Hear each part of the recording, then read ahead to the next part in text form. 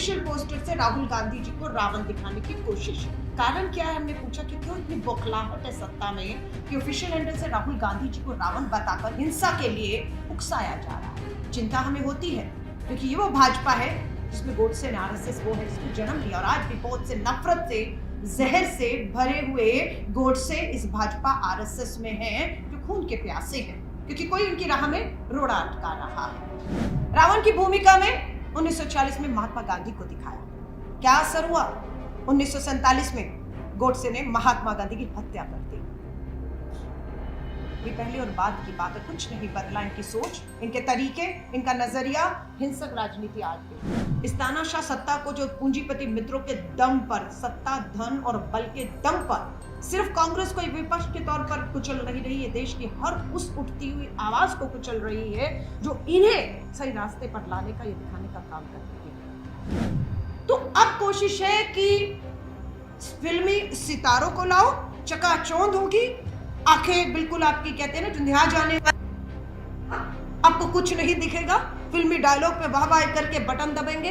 बेरोजगारी, महंगाई, किसान, सरहद, चीन, आदिवासी, दलित बेटियों के साथ जो कुछ भी हुआ हमने देखा, सब भूल जाएंगे। चल मेरी धन्नो, 2.5 किलो का हाथ, नए नए आ रहे कलाकार, वोट पड़ जाता।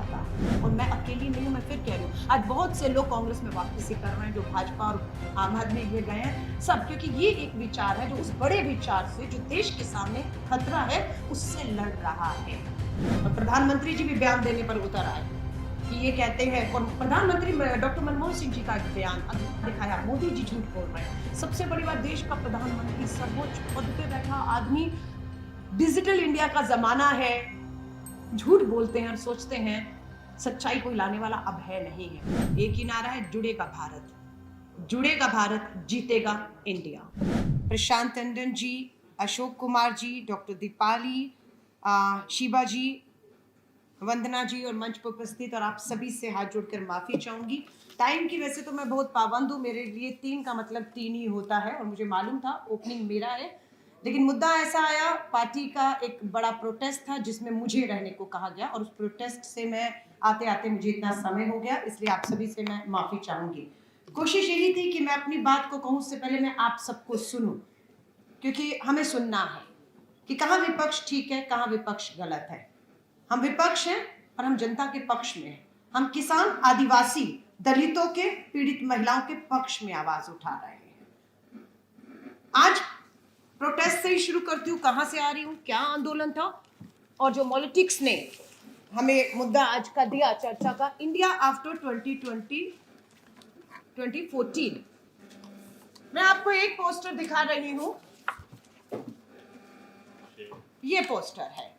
मैं अब आपसे, राजधानी दिल्ली और देश के लोगों से सिर्फ इतना पूछना चाहती हूं कि भाजपा द्वारा जारी किए गए इस पोस्टर से आप भी इत्तेफाक रखते हैं कि राहुल गांधी की तुलना रावण से की जा रही है? और आपको पता है दशहरा आ रहा है, रावण का दहन किया जाएगा और भाजपा के ऑफिशियल पोस्टर से राहुल गांधी जी को रावण दिखाने की कोशिश। कारण क्या है, हमने पूछा कि क्यों इतनी बौखलाहट है सत्ता में कि ऑफिशियल हैंडल से राहुल गांधी जी को रावण बताकर हिंसा के लिए उकसाया जा रहा है। चिंता हमें होती है क्योंकि ये वो भाजपा है जिसमें गोडसे ने आरएसएस वो है जिसमें जन्म लिया, और आज भी बहुत से नफरत से जहर से भरे हुए गोडसे इस भाजपा आरएसएस में हैं जो खून के प्यासे हैं, क्योंकि कोई उनकी राह में रोड़ा अटका रहा है। क्या दुश्मनी है राहुल गांधी जी से? कौन है राहुल गांधी? ये तो मात्र कांग्रेस के एक सांसद मात्र ही तो रह गया जिनकी सदस्यता आपने ली, जिनकी एसपीजी सुरक्षा आपने छीनी, जिनका सरकारी आवास आपने छीना, सब कुछ छीना, लेकिन ये राहुल गांधी रुका नहीं। 4000 किलोमीटर की यात्रा की, कन्याकुमारी से कश्मीर तक, कश्मीर के लाल चौक पर तिरंगा लहराया, रास्ते में आदिवासी, दलित, मजदूर, किसान सबसे मिले और बात की और उनके जोड़ते हुए चले गए और उस मणिपुर में पहुंच गए जिस मणिपुर पे आज भी देश के प्रधानमंत्री जी का इंतजार किया जा रहा है कि मणिपुर चल रहा है। अब आप कहते हैं आफ्टर इंडिया आफ्टर 2014, तो ये है, लेकिन उससे पहले क्या था? एक और पोस्टर आपके लिए लेकर आई हूं, आप ही से मैंने आज आप ट्वीट देखा, ये 1945 का पोस्टर है, 1945 का, 46 सावरकर की किताब से है। ये गोडसे एक अखबार निकाला करता था गोडसे नाम का, उस अखबार में ये पोस्टर छपा था, ये कार्टून छपा था। अब इसका असर क्या हुआ? 1946 का है, साफ दिख रहा है कि सावरकर दिखाए जा रहे हैं और दूसरे शख्स कौन है आपके? श्यामा प्रसाद मुखर्जी। क्या कर रहे हैं? रावण की भूमिका में 1940 में महात्मा गांधी को दिखाया। क्या असर हुआ? 1947 में गोडसे ने महात्मा गांधी की हत्या कर दी। ये पहले और बाद की बात है, कुछ नहीं बदला इनकी सोच, इनके तरीके, इनका नजरिया, हिंसक राजनीति आज भी। असली तस्वीर क्या है?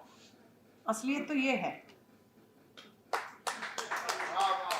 जलता हुआ मणिपुर, डबल इंजन की सरकार, गुहार लगा रहा है प्रधानमंत्री जी हमारी तरफ देखिए।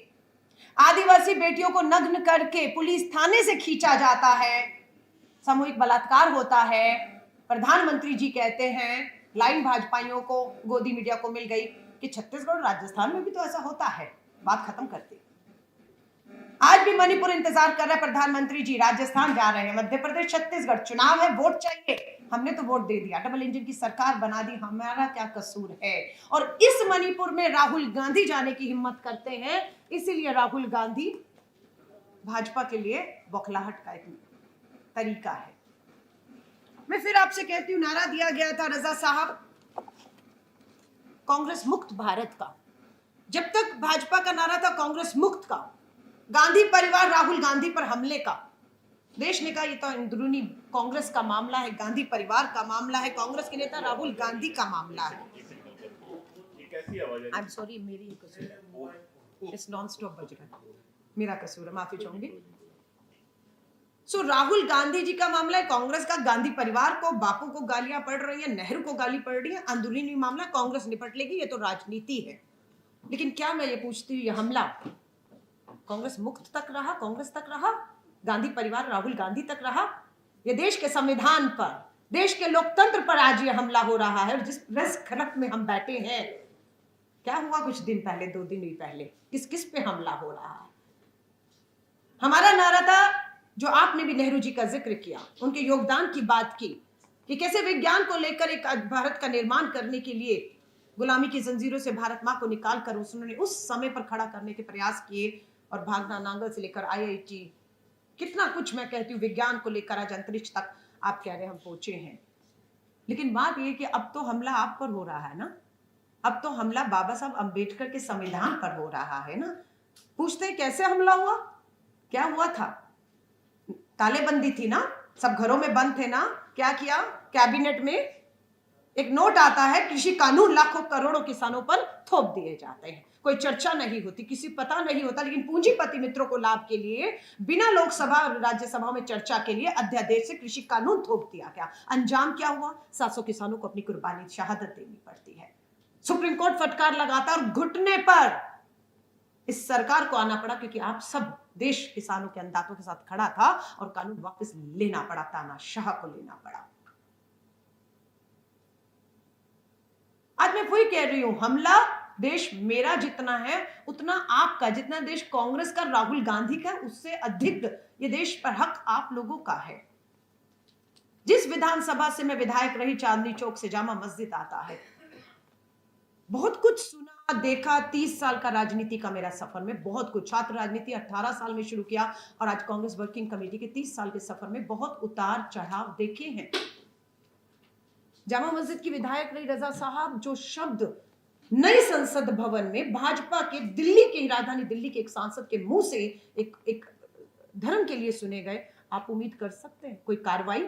उन्हें राजस्थान में ही प्रभारी बनाकर भेजा गया है और अगले दिन ही राजस्थान में धार्मिक उन्माद की कोशिशें शुरू हो जाती हैं।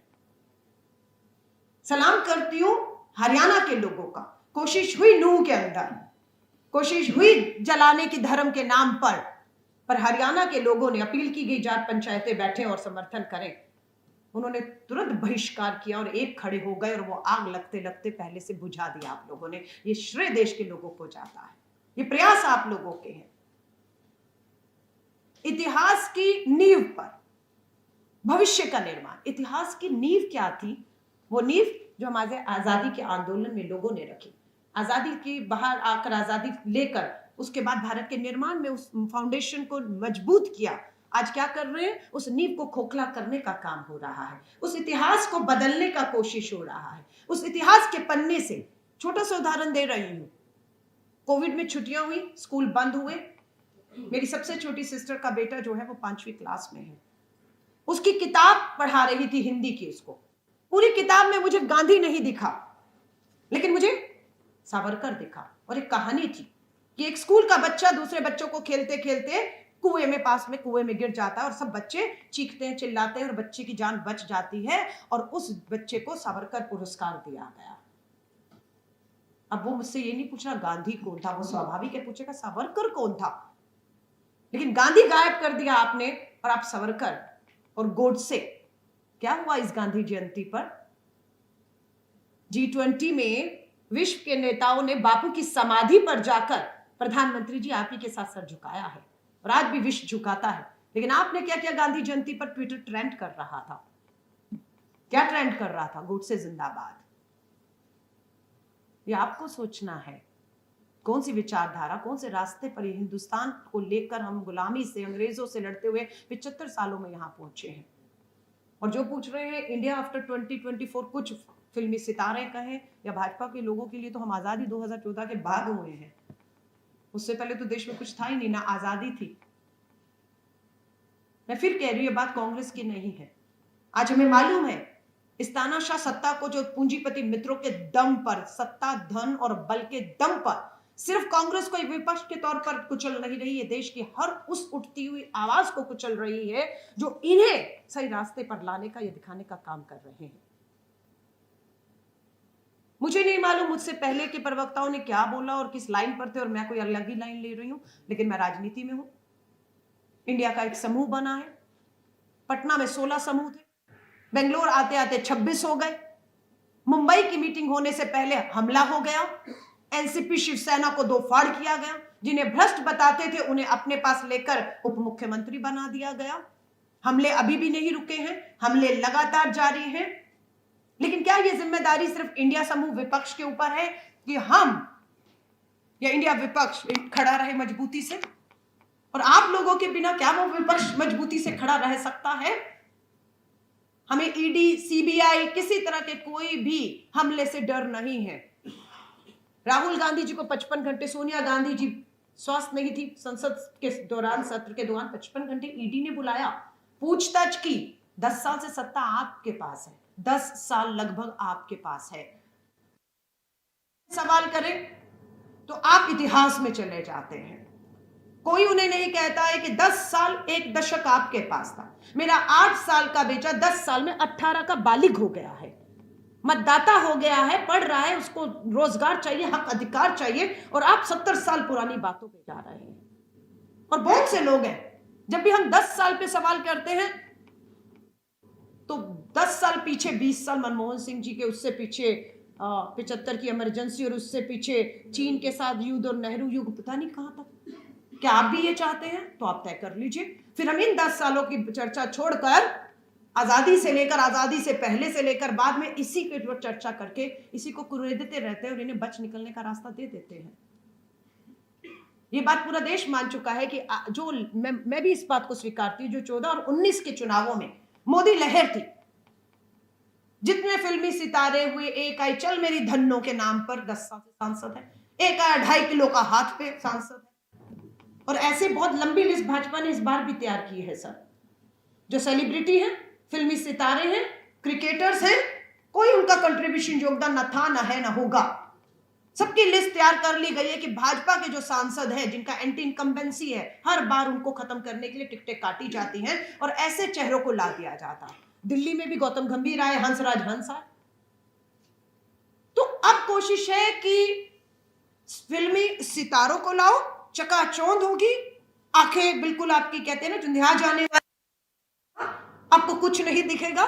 फिल्मी डायलॉग पे वाह वाह करके बटन दबेंगे। बेरोजगारी, महंगाई, किसान, सरहद, चीन, आदिवासी, दलित बेटियों के साथ जो कुछ भी हुआ हमने देखा, सब भूल जाएंगे। चल मेरी धन्नो, 2.5 किलो का हाथ, नए नए आ रहे कलाकार, वोट पड़ जाता है। और उसके बाद वो 10 साल जाते नहीं, क्योंकि वोट तो मोदी जी को दिया है, आपको थोड़ी ना दिया, और उनकी भी जवाबदेही नहीं होती है। सो प्लीज हाथ जोड़कर कहूंगी, और हमारे जैसे जो 30 साल से संघर्ष कर रहे हैं, चुनाव जीतते, दूसरे में जमानत ही जब्त करा देती है दिल्ली हमारे लोगों की।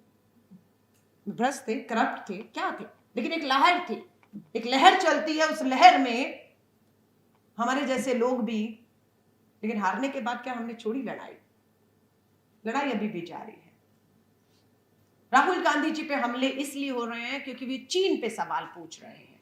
अभी किस न्यूज क्लिक के पत्रकारों पर क्या कहकर आप कह रहे हैं मीडिया के खिलाफ? एक मीडिया को पैरेलल खड़ा कर दिया गया कि मीडिया का काउंटर करे। सारे गोदी मीडिया वाले ये बताने लगे कि न्यूज क्लिक ने या उनके पत्रकारों ने चीन से पैसा लिया, गद्दारी कर रहे हैं, गद्दार है, यूएपीए लगाई है। वो भी तो मीडिया है, वो भी तो हमारे देश का मीडिया है, वो भी तो स्वतंत्र मीडिया है, वो भी तो बोल रहा है। उन्हें इनके सामने लाकर खड़ा कर दिया। किसान आंदोलन में किसानों को लाकर खड़ा कर दिया, ये तो किसान है ही नहीं है, ये तो खालिस्तानी है, ये तो इसके समर्थक है, उसके समर्थक है, लेफ्टिस्ट है, कुछ भी। सो अब हो गया है कि पत्रकारों को पत्रकारों से बिठाई भड़वाइए, एक विचार को दूसरे विचार से, एक धर्म को दूसरे विचार से लड़वा दीजिए। राहुल गांधी जी का हमें मालूम है, और गलती हमारी भी थी, जब राहुल गांधी जी पर लगातार हमले हो रहे थे, क्योंकि वही एक मजबूत चेहरा, हमारा राष्ट्रीय अध्यक्ष भी थे, और उन पर लगातार अटैक हो रहे थे, देश से साथ नहीं मिल रहा था, मीडिया से साथ नहीं मिल रहा था। आज जो पॉलिटिक्स जो ये कार्यक्रम कर रहे हैं, इस तरह के मंच हमारे लिए उपलब्ध नहीं थे, अकेले लड़ाई लड़ते रहे। लेकिन जब भारत जोड़ो यात्रा की, लोगों ने राहुल गांधी को जानना शुरू किया, उनसे मिलना शुरू किया, उनसे बात की। और मैं इस बात की गवाह हूं कि जब राहुल जी निकल रहे थे, महिलाएं सबसे ज्यादा आकर मिलती थी, और पराया आदमी को कोई गले नहीं मिलता, पर उनको पराया नहीं लगता था, इसलिए वो माँ बहन बेटियां भी गले लग जाती थी और आंसू शुरू हो जाते थे। क्यों? और उनके आंसू शुरू होकर मैं इस बात की गवाह हूं कि बहुत सी बेटियों ने कहा कि राहुल गांधी जी, हमारी एफआईआर नहीं हो रही, हमारा 14-15 सालों से मामले चल रहे हैं, मेरी बेटी का बलात्कार हुआ है, मुझे न्याय नहीं मिल रहा, अदालतों में सुनवाई नहीं। ये बात राहुल जी को कही, और राहुल जी ने क्या कहा? एक जगह प्रेस वार्ता में इस बात को कहकर गलती कर दी। दिल्ली पुलिस राहुल गांधी जी के घर पहुंच गए कि राहुल गांधी जी, आपने भारत जोड़ो यात्रा में कश्मीर में भाषण में कहा था कि आपको भारत जोड़ो यात्रा में बलात्कार की, यौन शोषण की पीड़ित महिलाएं बेटियां मिली, हम उनकी जानकारी लेने आए हैं। और जब वो जानकारी दिल्ली पुलिस राहुल गांधी जी के घर पे रजा साहब मांग रही थी ना, उसी समय हमें हमारी हरियाणा की, हमारा मान सम्मान से सर तिरंगा लेकर ऊंचा करने वाली साक्षी मलिक न्याय मांग रही थी, और दिल्ली पुलिस उसके पास जाकर उसकी एफआईआर नहीं कर रही थी। वो दिल्ली पुलिस राहुल गांधी जी से पूछ रही थी, नाम बताइए हमें, नहीं तो झूठा बयान और ये वर्ड में आप में ही हम केस करेंगे। राहुल जी ने कहा, उन्होंने विश्वास में मुझे ये बातें कही हैं। मैंने उनसे पूछा कि मैं तुम्हारी लड़ाई लड़ूं? उन्होंने कहा, नहीं, आपसे मिल लिया, हमें पता है हमारी लड़ाई आप लड़ लेंगे, इसलिए हम अपने नाम को, अपनी बदनामी को छुपाना चाहते हैं, क्योंकि अभी तक उन्होंने उस बदनामी का सामना किया है समाज में, और जिस तरह की उनको रिस्पॉन्स मिला है। अब आप सोच लो, साक्षी मलिक कौन है? भारत का नाम ऊंचा करने वाली, तिरंगे में विश्व में ऊंचा करने वाली बेटी हमारी जंतर मंतर पे बैठती है। एफआईआर कब होती है? जब सुप्रीम कोर्ट फटकार लगाती है, तब पुलिस एफआईआर करती है। बोली देश की महिला विकास मंत्री, बोली बेटी बचाओ का नारा देने वाले, लाल किले की प्राचीर से नारा देने वाले प्रधानमंत्री जी बेटे मिले उस बेटी से, जब मेडल लेकर आई थी तब तो आप मिले। और क्या किया ब्रजभूषण शरण ने? इस मेडल की कीमत बताई थी, कितने का मेडल है, इस मेडल की कीमत बता दी थी उसने कि ये तो ऐसे ही मिलते हैं मेडल। हाँ, 15 कीमत थी कि ये तो मेडल ऐसे ही मिल जाते हैं। और आज क्या है? क्या ब्रजभूषण शरण अरेस्ट हो गया है? दिल्ली पुलिस की स्टेटमेंट है चार्जशीट में कि उसे जब जब मौका मिलता था, भाजपा का सांसद, इंडियन फेडरेशन, हमारी रेसलिंग फेडरेशन का चेयरमैन, जिसकी सत्ता है, उसके दम पर वो बेटियों को जब जब मौका मिलता था उनसे छेड़छाड़ करता था। ये मैंने दिल्ली पुलिस अपनी चार्जशीट पे कह रही, उसके बाद अरेस्ट हुआ नहीं होता है। बाबाओं की सर आप बात कर रहे थे, बाबाओं को जिनका भी नाम लूंगी सब जानते हैं, जिनके सामने वो झुकते रहे। इसीलिए हरियाणा के एक बाबा को रजा साहब 7 बार बेल में पैरोल पर बाहर लाए, 7 बार पैरोल पर बाहर, उम्र कैद, हत्या, बलात्कार के मामले हैं। उसको कोई बड़ी बात नहीं जो राजस्थान में बंद है नाबालिग बेटी के बलात्कार, और उसमें वो भी चुनाव में पैरोल पर बाहर आ जाए, भाजपा के लिए प्रचार कर रहा हो, और बहुत से उनको मानने वाले हैं अभी भी। मैं आज इस बात का खुलासा कर रही हूं। मैं दिल्ली विधानसभा में विधायक थी। निर्भया के आंदोलन मेरी सरकार में हुआ, पर मैं इंडिया गेट में निर्भया आंदोलन में सबसे आगे खड़ी रही थी अंत तक। मेरी सरकार थी पर लड़ी निर्भया में, न्याय मिलना चाहिए। और उसमें दिल्ली वाली पार्टी भी थी, आम आदमी पार्टी, उस पूरे आंदोलन से वहीं से उनको मिला। मैं जब रजा साहब विधायक बनी विधानसभा में, मेरा विधानसभा में सत्र था, उसी दिन सुबह की खबर थी कि राम रहीम को दोषी करार दे दिया गया है। मुझे बहुत एक मिली कि पहले हम लोग कुलदीप सिंह सेंगर के खिलाफ लड़ते रहे, पूरी सत्ता ने जोर लगा दिया कुलदीप सिंह सेंगर ना हो, दोषी करार दिया गया, जेल में गया। और दूसरा हमारा दबाव था कि इस बाबा के खिलाफ होना चाहिए। और उस दिन सुबह जब विधानसभा सत्र था, यही फैसला आया और मैं फेसबुक लाइव चली गई। फेसबुक लाइव जाते ही मैंने बेटियों को कहा, हिम्मत रखिएगा, देखिए न्याय मिलेगा, लंबी लड़ाई है लेकिन न्याय मिलेगा। आज इतना बड़ा बाबा जिसके पास पीछे पूरी सत्ता, धन और बल है, आज दोषी करार दिया और जेल जा रहा है। बधाई दी। लेकिन पता है क्या है, जब मैं लाइव कर रही थी, बीच में दिल्ली के मुख्यमंत्री, जो मेरे मुख्यमंत्री मेरे पार्टी के थे, उनका लगातार फोन बज रहा था। मुझे लगा सत्र है, हर सत्र में वो बताते हैं कि कौन बोलेगा और क्या बोलेगा, उसकी तैयारी करने के लिए वही कुछ कह रहे होंगे। और मुझे लगता है आज मुझे इसी पर तैयारी करने को कहा होगा, जिसपे मैं फेसबुक लाइव कर रही हूँ। मैंने फोन काटा, फोन काटने के बाद, क्योंकि मेरा लाइव चल रहा था, लाइव खत्म हुआ, मैंने फोन किया। मैंने कहा सर माफी चाहूंगी, आपका फोन नहीं उठा पाई, मैं लाइव थी। हाँ मैं देख रहा हूं तुम लाइव हो, डिलीट करो उसे। मैं कहा सर क्यों? अभी की खबर है सर, दोषी करार दे दिया गया राम रहीम, उम्र कैद हुई है बेटी के।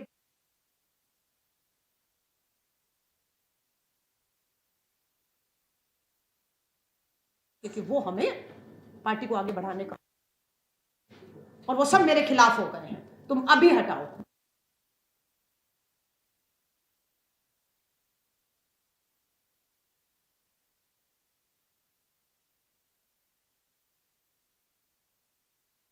मुझे बोलने नहीं दिया गया और शाम तक पता लगा मुझे आम आदमी पार्टी ने प्रवक्ता पद से हटा दिया है। सो ये अपनी सच्चाइयां हैं। अब इसको सच माने झूठ माने। फिर राजीव गांधी जी के भारत रत्न के वापसी का प्रस्ताव आया। कौन है राजीव गांधी? कांग्रेस के नेता थे। बस पूछना चाहती हूं आपसे, भारत का सपूत था, सबसे युवा प्रधानमंत्री, भारत रत्न, शहीद होने वाला, आतंकियों के सामने झुकने नहीं, अपनी शहादत देने वाले आदमी था। और दिल्ली की एक छोटी सी विधानसभा, जो पूर्ण विधानसभा नहीं है, उस पर प्रस्ताव लाया जाता है कि राजीव गांधी जी का भारत रत्न वापस लिया जाना चाहिए, और यह प्रस्ताव केंद्र को भेजा जा रहा था। मैंने वही कहा मुख्यमंत्री को कि ये हिम्मत तो भाजपा भी कभी नहीं दिखा पाई। ठीक है, वो राजीव जी को दोषी ठहराती है, गाली देती है, सब कुछ देती है, पर यह हिम्मत तो देश की किसी विधानसभा और भाजपा भी नहीं दिखा पाई कि राजीव गांधी जी का भारत रत्न वापस लिया जाए। आप क्यों कर रहे हैं? क्या भाजपा का दबाव है? ये इशारा है? विप जारी हो गया एक लाइन का, जो जानते हैं कि अगर विप जारी हो जाए तो आपको पार्टी के प्रस्ताव के समर्थन में खड़ा होना है। अगर आप प्रस्ताव के समर्थन में वोट नहीं करते तो आपकी सदस्यता जाती है, जो हमारा एंटी डिफेक्शन लॉ के मुताबिक। मेरे पास दो ही रास्ते थे, कमरे में गई, बहुत सोचा, दो रास्ते हैं, प्रस्ताव आ रहा है, उसका समर्थन करूं या उसका विरोध करूं, और विरोध करूंगी तो सदस्यता जाएगी। लेकिन मैंने अपनी विधायकी सत्ता, सरकार को नमस्कार किया, वॉकआउट, समर्थन नहीं किया, लड़ी उसके खिलाफ। भारत रत्न कांग्रेस के नेता नहीं थे, देश का वो शहीद था, जिसका वो जो डिजर्व करता था, वो देश ने उसको वो सम्मान दिया है, और वापस अपने घर में वापसी की। विधायक थी, भाजपा ने कहा नई दिल्ली से पार्लियामेंट लड़ लो। आए मेरे घर में भाजपा, संघ, आरएसएस के सब लोग आए, सिटिंग विधायक हूं, पता था केजरीवाल के साथ अब ये नहीं रहेगी आम आदमी पार्टी के साथ, तो भाजपा में सांसद, लेकिन नहीं, विचारधारा थी। 30 साल की राजनीति, गांधी की सोच, उसकी विचारधारा से, और इनके खिलाफ लड़कर दिए एक सांसद बनने के लिए सत्ता से कैसे समझौता? वापस संघर्ष का रास्ता चुना हूं, और मैं अकेली नहीं हूं। मैं फिर कह रही हूं, आज बहुत से लोग कांग्रेस में वापसी कर रहे हैं, जो भाजपा और आम आदमी में गए हैं, सब, क्योंकि ये एक विचार है जो उस बड़े विचार से, जो देश के सामने खतरा है, उससे लड़ रहा है। आज बहुत लोग आ रहे हैं, बहुत की मजबूरी है। आज मुझे, मैं बता रही हूं, मैं अब पता नहीं फिर नाम लेना चाहिए नहीं, मैं नहीं लूंगी, क्योंकि मेरा उनसे वायदा था, इसलिए कांग्रेस, भाजपा के फाउंडर मेंबर और बहुत वरिष्ठ नेता हैं सब, उन्होंने कहा कि प्रधानमंत्री जी ऐसे ऐसे लोगों को एक का उदाहरण मैं दे भी दूंगी। ऐसे ऐसे लोगों को संवैधानिक सर्वोच्च पदों पर बिठा रहे हैं जिनकी छवि दागदार है, जिनके पीछे बहुत कुछ ऐसा है कि उन्हें तो जेल के सलाखों के पीछे सड़ना चाहिए, लेकिन वो उन्हें चुनकर ला रहे हैं और उन्हें बंद कमरों में बताते हैं कि ये देखो तुम्हारे खिलाफ क्या है। अब मैं इन सबको खत्म कर रहा हूं और तुम्हें ये पद दे रहा हूं, पर तुम्हें पपेट बनकर हाँ में हाँ ना में ना, उठक बैठक ये सब करना है। और बहुत से संवैधानिक पदों पे बैठे लोग ये कर रहे हैं, इसीलिए हमारी लोकतंत्र को खतरा पैदा हो गया है। एक उदाहरण दे रही हूं जिसमें उन्होंने कहा, क्या हुआ, कौन थे, मिस्टर गोगोई मुख्य न्यायाधीशों में से एक थे। आजादी के 75 सालों में कभी भी मुख्य न्यायाधीशों ने प्रेस कॉन्फ्रेंस करके ये नहीं आरोप लगाया 75 सालों में कि आज लोकतंत्र खतरे में है, या जुडिशरी फैसलों को प्रभावित करने के लिए केंद्र के मंत्रियों का दबाव। अभी ऐसे ही रविशंकर प्रसाद जी की छुट्टी नहीं हुई, ऐसे ही किरण रिजिजू की छुट्टी नहीं हुई क्योंकि जस्टिस झुके नहीं। और 5 जस्टिस में गौरव गोगोई जी भी थे, गौरव जी थे, रंजन, माफी चाहूंगी, गौरव गोगोई जी हमारे मुख्यमंत्री हैं, मुझे वही लगा, वो तो पूर्व मुख्यमंत्री स्वर्गीय रहे। क्या हुआ, प्रेस कॉन्फ्रेंस की, रफाल का मामला था, यौन उत्पीड़न के उनके ऊपर मामले दर्ज कर दिए गए, बंद कमरे में बुलाया, जो बातें होती है कि रफाल में क्लीन चिट दो, इन मामलों से हम रफा दफा करेंगे और सम्मान भी देंगे, और आज वो राज्यसभा के सांसद हैं। ये तो एक उदाहरण है, ऐसे अनेकों उदाहरण हैं।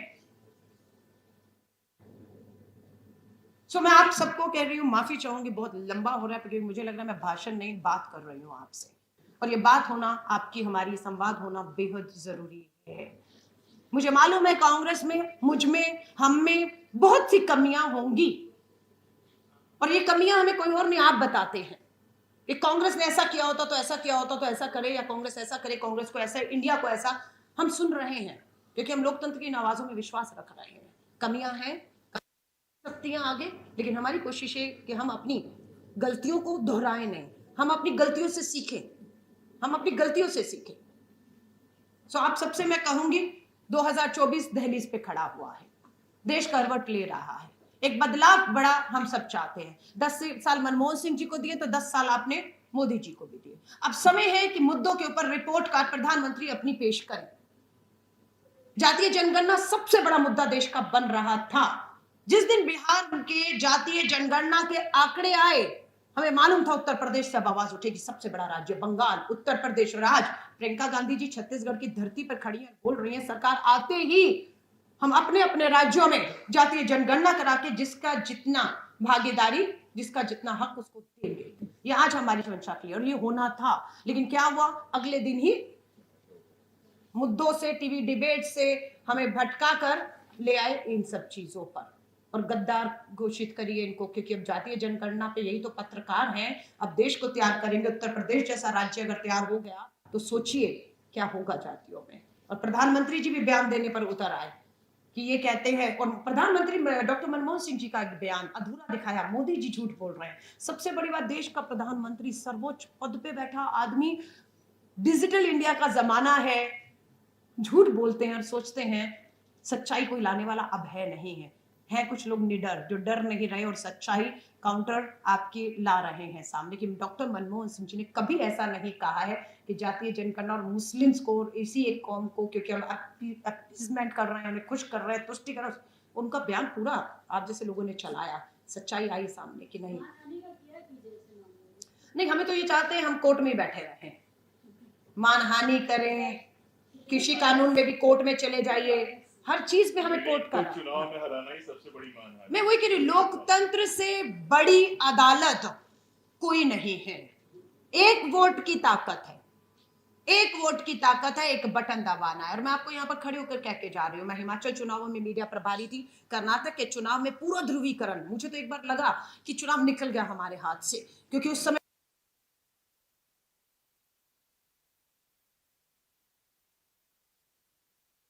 बजरंग दल पर बैन मतलब बजरंग बली का अपमान।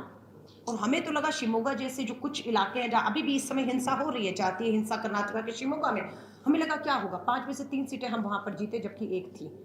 तो लोगों को समझ आना शुरू हुआ कि आपको कब तक जाति और धर्मों पर इस तरह के, प्रधानमंत्री जी खुद अपमान हो गया, बजरंग बली जवाब देगा, ये वो हमने वहां पर जवाब दिया। और अब आपको मैं यहाँ खड़े होकर कहते जा रही हूँ, आजकल में चुनाव आचार संहिता 5 राज्य राजस्थान, मध्य प्रदेश, छत्तीसगढ़, तेलंगाना, मिजोरम घोषणा होने जा रही है। मैं लिख कर देखे जा रही हूँ जिस तरीके से हमारे नेतृत्व और पूरा सक्रिय है, हमारे जो काम है। दिसंबर में आपसे दोबारा मिलूंगी ताकि 24 की लड़ाई को और ताकत से लड़ूं। हम इन राज्यों में, मिजोरम का, मैं मणिपुर के जो लोग देख रहे हैं, डबल इंजन की सरकार चलती है, प्रधानमंत्री चुनाव राज्यों में वोट मांगने जाते हैं, वहां नहीं जाते, उस दम पर कह रही हूँ ये बदलाव होने जा रहा है। कांग्रेस 5 राज्यों में, राजस्थान, मध्य प्रदेश, छत्तीसगढ़, तेलंगाना में सीधे टक्कर में है। और इस उम्मीद के साथ है जो इंडिया समूह के बाकी दल है जो वहां पर है ही नहीं कहीं पर भी, सीधा हमारी टक्कर है, उसमें पूरा सहयोग करते रहेंगे। और स्वाभाविक है ये लड़ाई हम जीतेंगे। एक ही नारा है, जुड़ेगा भारत, जुड़ेगा भारत, जीतेगा इंडिया। धन्यवाद। जय हिंद।